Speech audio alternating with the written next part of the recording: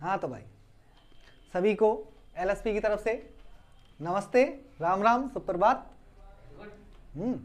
अपने चैनल को सब्सक्राइब करें, लाइक करें, अच्छे अच्छे कमेंट्स करें। तो हम चैप्टर पे चल रहे थे रसायन विज्ञान की मूलभूत अवधारणाएं।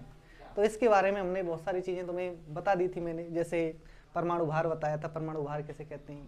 परमाणु भार में दो चीज़ें इन्वॉल्व होती हैं जो नाभिक में पाई जाती हैं, कौन कौन सी? प्रोटॉन और न्यूट्रॉन। ठीक है, दोनों को जुड़ के बनता है। साथ में एक कार्बन 12 वाली जो थी उसके आइसोटोप पे, उस पर भी थोड़ी सी व्याख्या की थी। उसके बाद अणुसूत्र के बारे में बताया था कि कोई भी यौगिक है उसके जितने भी परमाणु हैं उन सब से जो बनेगा उसको यौगिक कहते हैं। बहुत सारी चीज़ें नई नई थी या थोड़ी पुरानी भी थी जो तुमने 6 से लेके और 10 तक आने में जो भी चीज़ें पढ़ ली थी उनके बारे में थोड़ा बहुत बताया था। साथ में ऐसा करना कि जितनी भी चीज़ें मैं पढ़ा रहा हूँ, चाहे मैं नई चीज़ें बता रहा हूँ या फिर पुरानी चीज़ें बता रहा हूँ, अपनी किताब खोलें, उसमें से अच्छे मैं नोट्स बनवा रहा हूँ, साथ में किताब से भी नोट्स बनाएं, थोड़े किताब से भी नोट्स बनाएं और उस किताब को जैसे जैसे मैं टॉपिक पढ़ाते चल रहा हूँ वैसे वैसे ही नोट्स बना के वैसे वैसे ही उसको एक रफ में आराम से लिखते हुए चलना है। ठीक है, और साथ में अगर तुम्हारी कोई भी क्यूरी है, जैसे कोई भी समझ में नहीं आ रही है बात, तो हमारा एलएसपी के नाम से ही, लोहागढ़ स्टडी पॉइंट के नाम से ही टेलीग्राम चैनल है, उस पर आराम से बता सकते हैं हमें कि क्या क्या कमियां हैं या क्या क्या तुम्हारी समझ में नहीं आ रहा है वो, या फिर कमेंट में हमें बता सकते हैं। ठीक है, कमेंट कर सकते हैं, हम कमेंट उठा के और उसका आंसर देने की कोशिश करेंगे और तुम्हें ज़्यादा से ज़्यादा अच्छी तरह से अच्छी चीज़ें प्रोवाइड करने की कोशिश की जाएगी। चलो भाई अब शुरुआत करते हैं। पार्ट पहला ही चल रहा था जिसका नाम था रसायन विज्ञान की मूलभूत अवधारणाएं। ठीक है, ये चैप्टर चल रहा था रसायन विज्ञान की मूलभूत अवधारणाएं। पहला शब्द तो रसायन ही था, तो रसायन ही पढ़ते चलेंगे हम। ठीक है, अब मैंने बहुत सारी चीजें तुम्हें बता दी थी, अब आगे चलते हैं।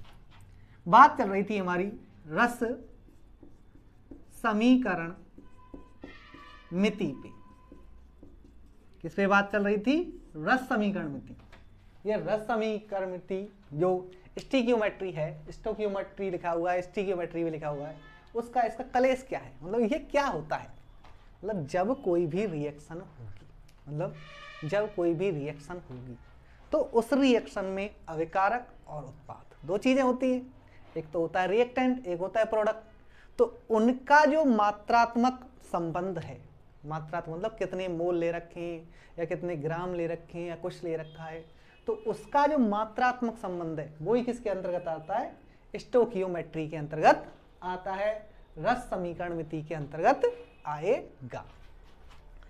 तो बोलते हैं स्टोइकियोमेट्री और स्टेकियोमेट्री में दो शब्द हैं। कितने शब्द हैं? दो।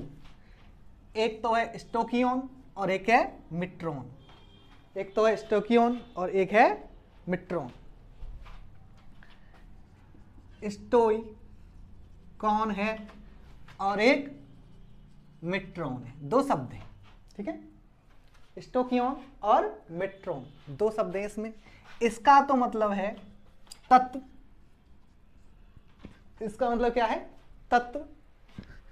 और मिट्रॉन का मतलब होता है मापन करना। क्या? तत्वों का मापन करना। दो शब्द हैं ये। जैसे कोई भी कंपाउंड ले रखा है और उत्पाद बना रहे हैं, तो उसके कितने मोल काम आ रहे हैं उनको मापा जाए और उस मापन से संबंधित जितने भी लक्षण हैं उनका अध्ययन किया जाए। तो दोनों ही बातें किसके अंतर्गत आएंगी? रस समीकरण मिति के अंतर्गत आएंगी। ये वाली बात कल मैं बता चुका था। और इसके लिए एक चीज और ध्यान रखना कि जो रस समीकरण मिति है, इसके लिए समीकरण को संतुलित किया जाना आवश्यक होता है। जो समीकरण है उसको बैलेंस करना पड़ेगा। और बैलेंस करने के लिए क्या करते हैं तुम्हें पता ही है, अभिकारक और उत्पादों को दोनों का जो संख्या है, दोनों का जो द्रव्यमान है वो कैसा आना चाहिए? समान आना चाहिए। अर्थात जो लेवोसियर थे उन्होंने जो द्रव्यमान संरक्षण का नियम दिया था उसका वो पालन करना चाहिए। इंग्लिश में बोले तो कंजर्वेशन ऑफ मास का जो लॉ है उसका पालन करना चाहिए वो। ठीक है, तो यहां तक बात थी हमारी कल की। अब आगे चलते हैं।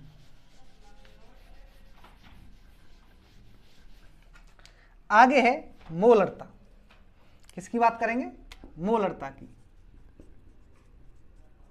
अब नई बात चालू हो रही है, मोलरता। मोलरता की बात करें तो मोलरता में कोई भी विलयन है, क्या है? कोई भी विलयन है। तो विलयन में दो चीजें होती हैं, एक होता है विलेय और एक होता है विलायक। विलेय और विलायक। अब विलेय जो ले रखा है उसको तो ग्राम में ले सकते हैं, लेकिन जो विलायक और विलयन है उसको कैसे लिया जाएगा? उसको लीटर में लेंगे और या फिर लिक्विड में लिया जाएगा। वो बात करें मोलरता की तो इसको कैपिटल एम से डिनोट करते हैं। कौन से एम से? कैपिटल एम से डिनोट करते हैं। मोलैरिटी बोलते हैं इसको, मोलैरिटी बोला जाता है। क्या बोला जाता है? मोलैरिटी। मोलरता, मोलैरिटी जिसको कहा जाता है। एक बार लिखेंगे कैसे? किसी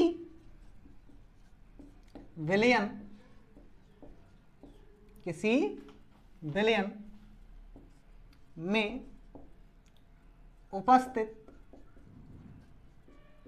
विलेय के मोलों की संख्या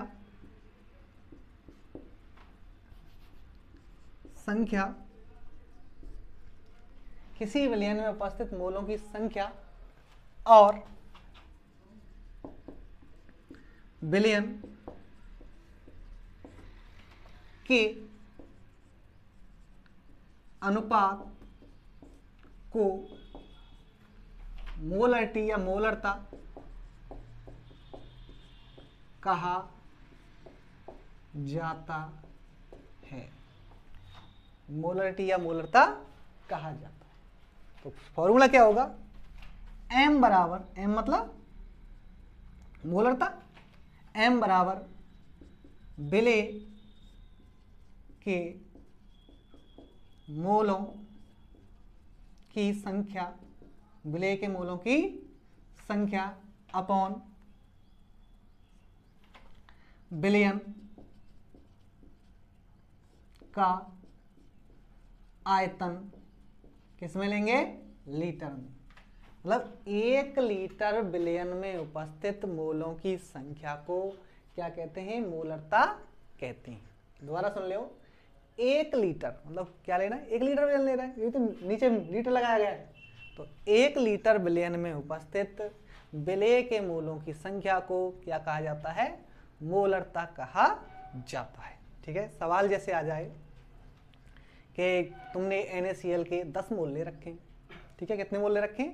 10 मोल ले रखे और उसको 2 लीटर विलयन में घोला गया है। 2 लीटर विलयन में घोला गया है तो यहाँ आ जाएगा 10 मोल, नीचे आएगा 2 लीटर, डिवाइड कर देंगे तो मोलरता कितनी निकल के आ जाएगी? 5 मोल पर लीटर उसकी मोलरता निकल के आ जाएगी। ठीक है, आ गया समझ में? इसका आराम से स्क्रीनशॉट लो।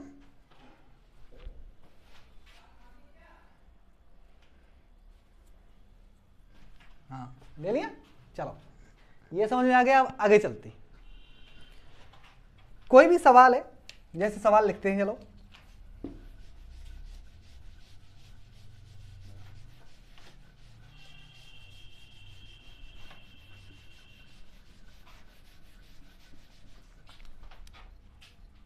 क्वेश्चन है NaCl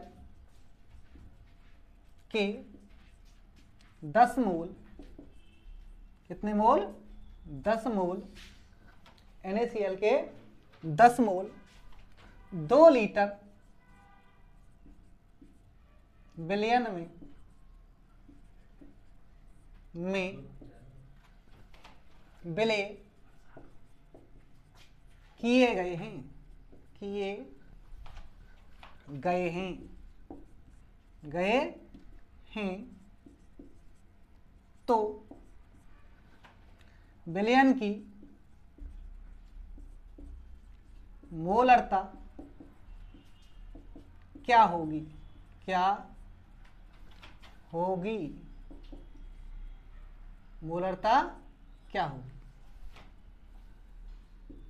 ठीक है,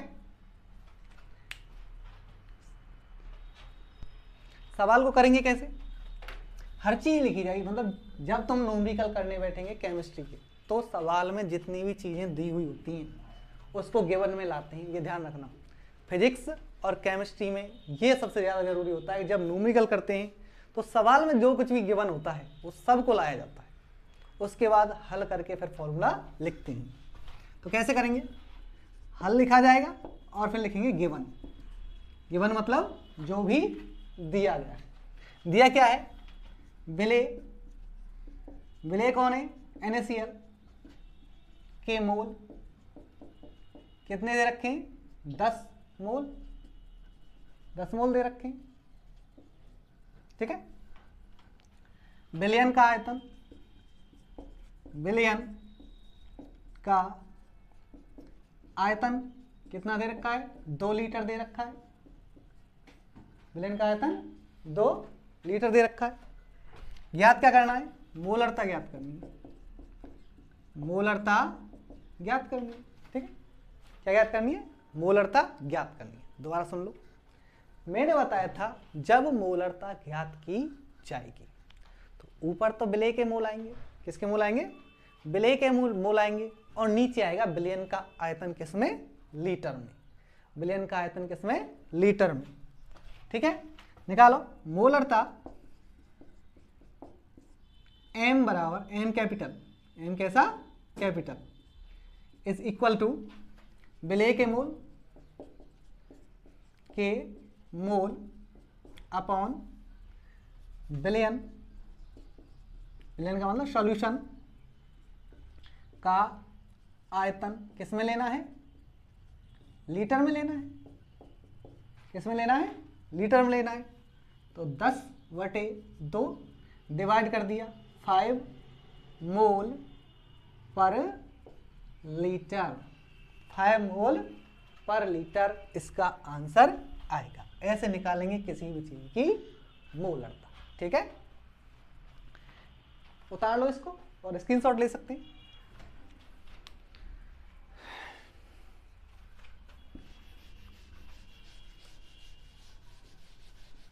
एक हो गई, अगली बार दूसरी की बात करते हैं।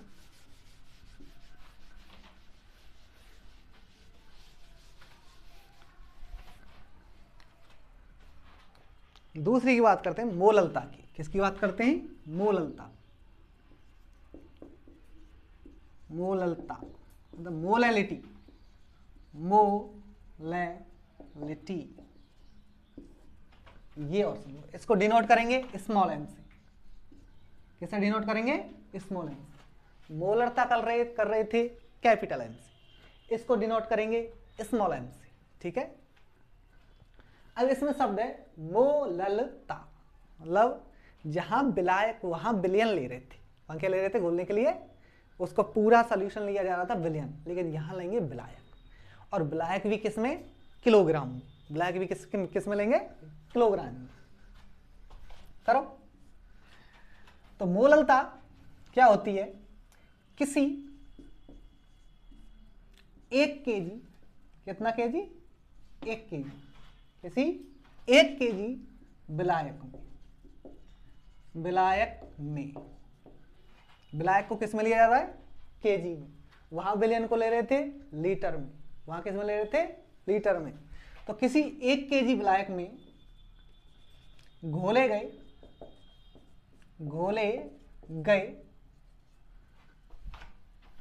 विलेय के मोलों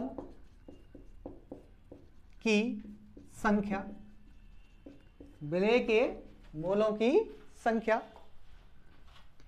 मोललता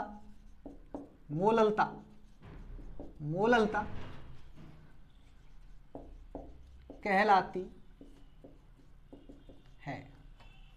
मोललता कहलाती है। तो वही स्मॉल m बराबर, मैंने क्या बताया, केवल अंतर कहाँ पे है, बिलियन और विलायक। वहां मोलरता में विलियन लेना था लीटर में, विलियन किस में लेना था, लीटर में। यहां विलायक को लेंगे किस में, किलोग्राम में। तो मोललता स्मॉल m बराबर विलेय के मोलों की संख्या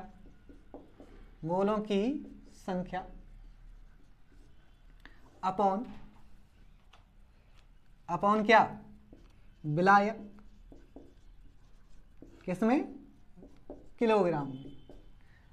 विलायक किसमें, किलोग्राम में। इंग्लिश में बोला जाए तो स्मॉल m बराबर नंबर ऑफ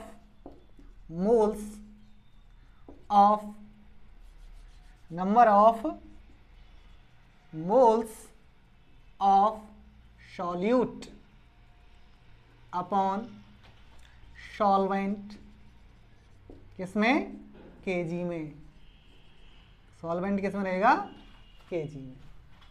ठीक है, सीख गए। आराम से इसका स्क्रीनशॉट लो और लिख सकते हैं।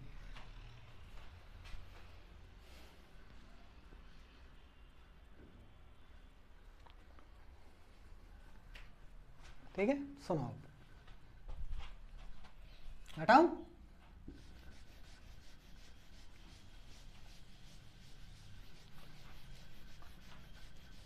अगली टर्म है एक और, तुल्यांकी भार। क्या, तुल्यांकी भार, नॉर्मलता,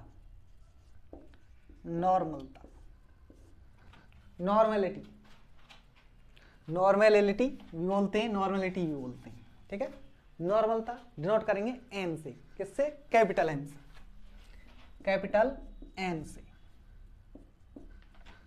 इसमें क्या होता है कि इसमें तुल्यांकी भार लेते हैं। विलेय का क्या लिया जाता है, तुल्यांकी भार लिया जाता है, और विलयन का आयतन वो ही लीटर में लेंगे, इसमें कोई दिक्कत नहीं। अब एक शब्द आएगा इसमें, तुल्यांकी भार। तुल्यांकी भार, ये सुन लो, ये क्या वाला है, मतलब कोई भी यौगिक है, क्या है, कोई भी यौगिक है, तो उसकी जितनी संयोजकता है, उसकी क्या है, जितनी संयोजकता है, उसके पूरे अणुसूत्र में उसका क्या लगा दिया जाए, भाग लगा दिया जाए, तो क्या निकल के आता है, तुल्यांकी भार निकल के आता है। दोबारा सुनो कैसे। जैसे तुम्हारे पास यौगिक है कोई, सरल सा ही ले लेते हैं, HCl। क्या ले लिया, HCl ले लिया। ठीक है, HCl में तुमने देखा कि H का तो परमाणु भार एक ही है, 1 है। ठीक है, और Cl का मैंने कितना बताया था, 35.5 बताया था।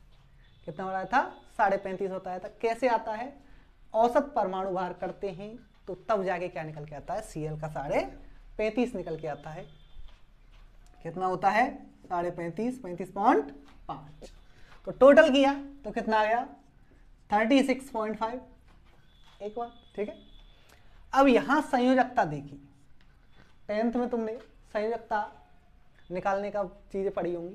संयोजकता कैसे निकाली जाती है, जो लुईस का नियम है उससे किसी भी परमाणु की क्या निकालते हैं, संयोजकता निकालते हैं। कैसे, लुईस ने कहा था कि किसी भी परमाणु का क्या होना चाहिए, अष्टक पूर्ण करने के लिए, किसको पूर्ण करने के लिए, उसका ऑक्टेट पूरा करने के लिए जितने इलेक्ट्रॉन्स वो लेगा या देगा, वो ही उसकी क्या कहलाती है, संयोजकता कहलाती है। ठीक है, अब हाइड्रोजन के पास तो एक ही है, एक ही इलेक्ट्रॉन है, लेकिन जो Cl है, कौन है, Cl है, उसका एटॉमिक नंबर है 17।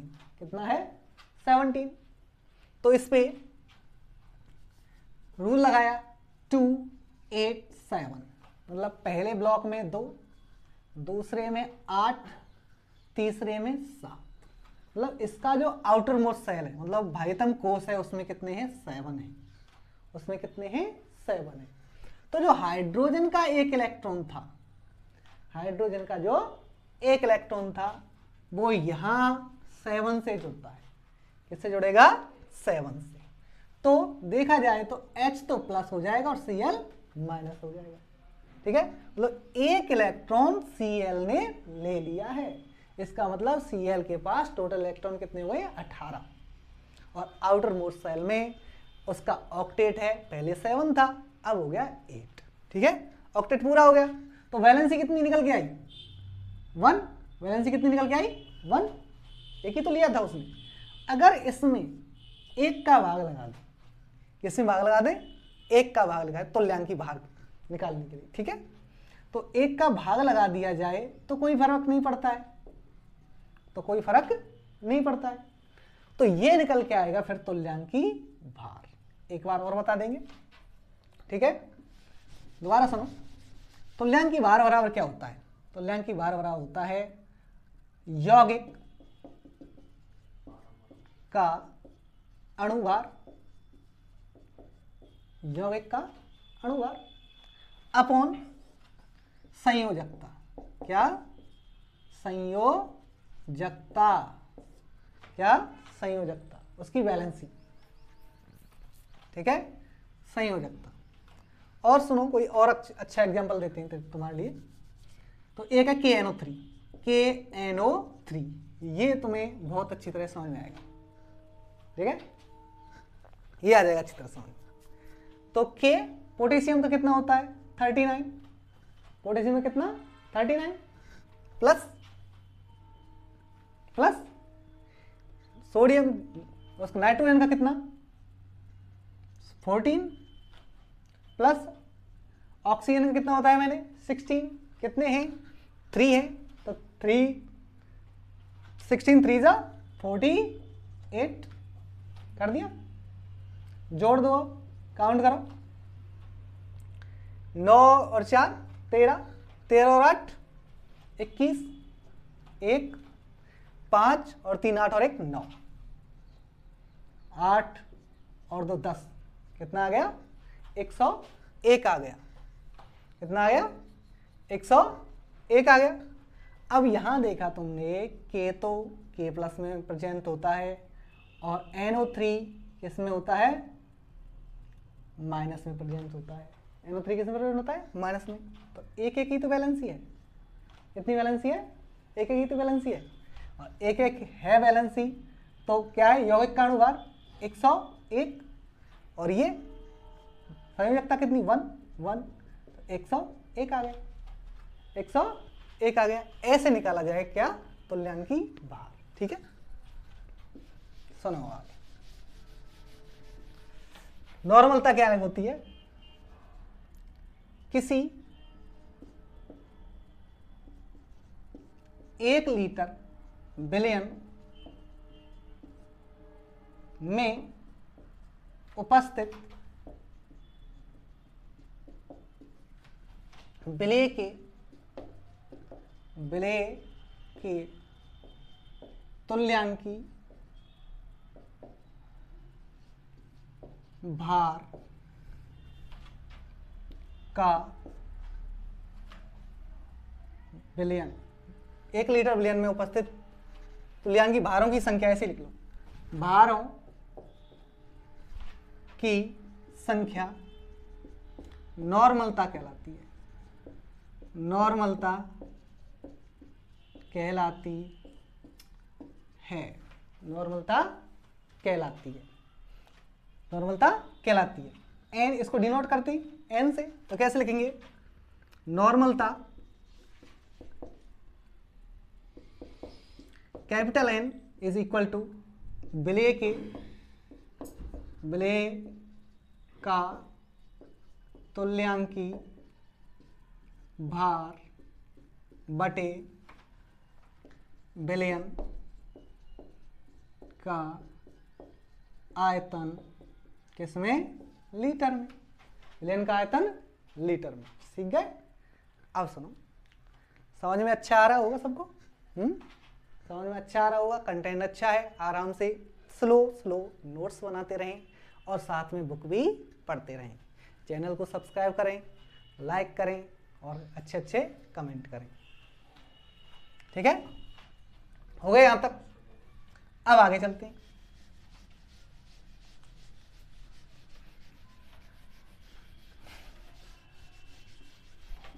आगे है रासायनिक संयोग के नियम, रासायनिक संयोग के नियम। Law of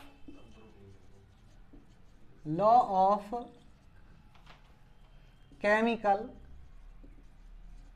combination, law of chemical combination. तो इसमें तुम्हारी जो किताब है उसमें लॉ दे रखे हैं, जैसे गैलुसैक का लॉ है, द्रव्यमान संरक्षण का नियम है, गुणित अनुपात का नियम है, स्थिर अनुपात का नियम है। मतलब लगभग 5-6 ऐसे लॉ दे रखे हैं जो अच्छे हैं और केमिस्ट्री में ज़्यादातर वो काम आते हैं। तो उनके बारे में थोड़ा सा अध्ययन करेंगे और आज की क्लास में थोड़ा सा तुम्हें द्रव्यमान संरक्षण के बारे में थोड़ा सा बता देते हैं। ठीक है, द्रव्यमान संरक्षण का नियम। पहला नियम चलते हैं, द्रव्यमान संरक्षण का नियम। इंग्लिश में बोलें तो लॉ ऑफ कंजर्वेशन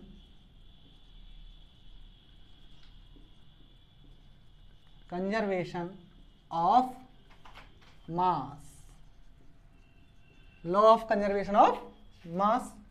देने वाले कौन थे? लेवोसियर थे। कौन थे? लेवोसियर थे। और सन था 1789। जो वो सन क्या था? 1789। द्रव्यमान संरक्षण का नियम देने वाले थे लेवोसियर और सन था 1789। लेवोसियर ने कहा क्या था? इन्होंने रासायनिक अभिक्रिया कराई, बहुत सारी कराई। तो इन्होंने देखा कि द्रव्यमान को ना तो क्रिएट कर सकते हैं, मतलब बना सकते हैं, और ना ही डिस्ट्रॉय कर सकते हैं, ना उसको खत्म किया जा सकता है। मतलब जो मास है, पृथ्वी का मास है, या कोई भी रासायनिक अभिक्रिया में जो मास है उसका द्रव्यमान है अभिक्रिया का अभिकारक और उत्पादों का, उसको ना तो खत्म कर सकते हैं और ना ही बना सकते हैं। ये लॉ था, कौन सा था? द्रव्यमान संरक्षण का नियम।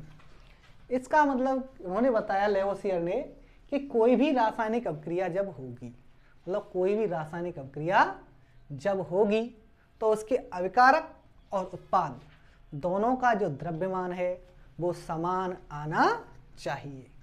चाहे वो कोई भी तरह से, किसी भी तरह की अभिक्रिया हो, उसका द्रव्यमान समान आना चाहिए। चाहे वो गैस बनाए या फिर द्रव्य बनाए या फिर ठोस बनाए, द्रव्यमान हमेशा समान आएगा। ठीक है, चैनल को सब्सक्राइब करें, लाइक करें और शेयर करें। हाँ, एक बात और, नोट्स बनाते जरूर चलना, ये ध्यान रखना, बुक पढ़नी है और नोट्स बनाते हुए चलना है। ठीक है, अब विदा लेते हैं। Thank you.